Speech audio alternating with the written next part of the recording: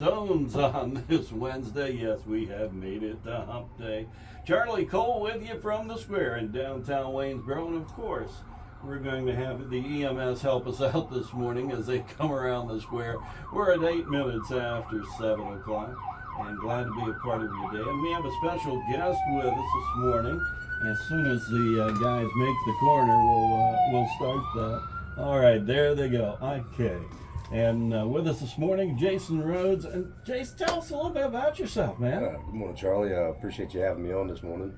My name is Jason Rhodes. I am the CEO and director of RenoVet.Non.Profit, performing renovations, repairs, retrofits, and remodels for disabled veterans out of Wilmington, North Carolina. And currently, I'm on a walk to kind of promote mental health awareness and also promote what we're doing to combat it. And where did you start? So I started right outside of Fayetteville in Sanford, North Carolina. Approximately 650 miles in now, and I'm on my way to Austin, Texas. There we go. Well, anytime you say Fayetteville, you got to understand it forever and ever. I don't care what name they put there. It's always Fort Bragg. Fayette-Nam's what we call it. Yeah, that too.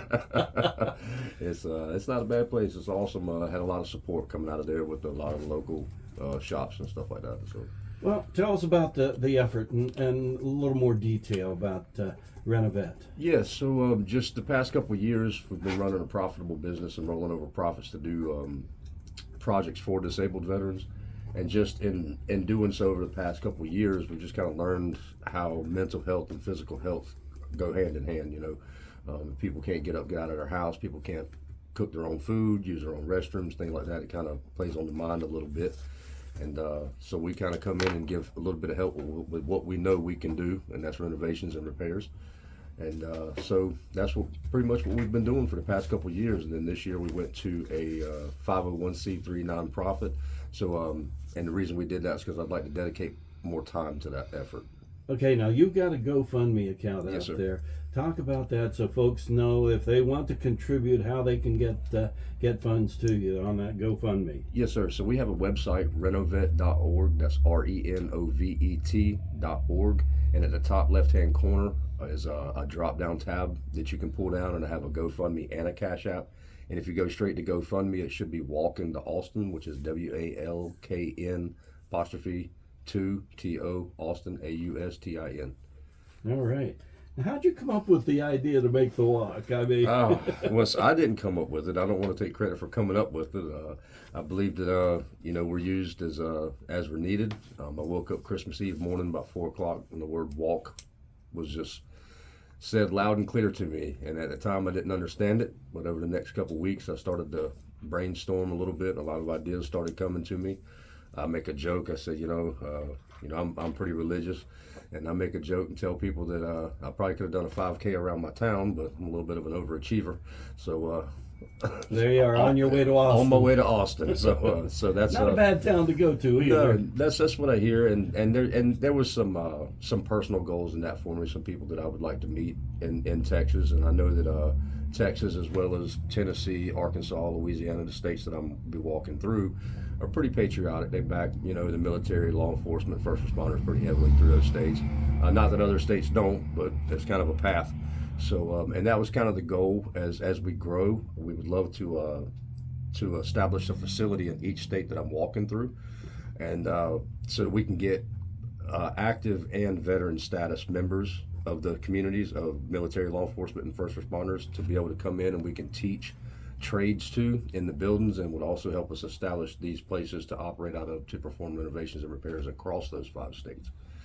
Now, do you have a goal amount that you're trying to reach by the time you get to Austin? Yes, sir. The goal, which happens to be how many steps it is, and that was something I came up with in the beginning, which is 2.76 million steps, which is 2,760,000 steps.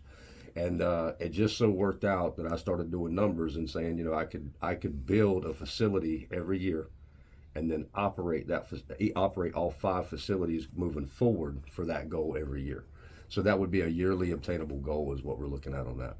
And what a lot of folks don't understand is several years ago, many years ago, they had facilities at the VA hospitals to support those who had needs, both handicapped as well as mental needs. They had like living conditions, living places, and that all went away. That's gone away. And I don't want to say that the support has gone away from the VA, but there's a huge lag in time.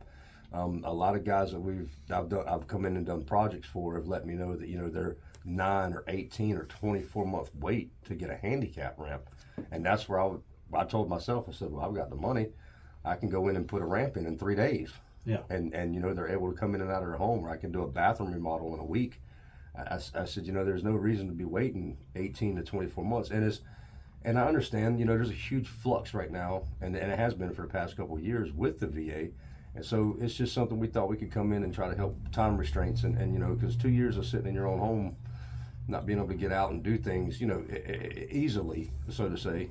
And I believe that these guys have paid some of the ultimate sacrifices for us. And, if we're able to get up and do, we should be able to get up and do. That's a fact.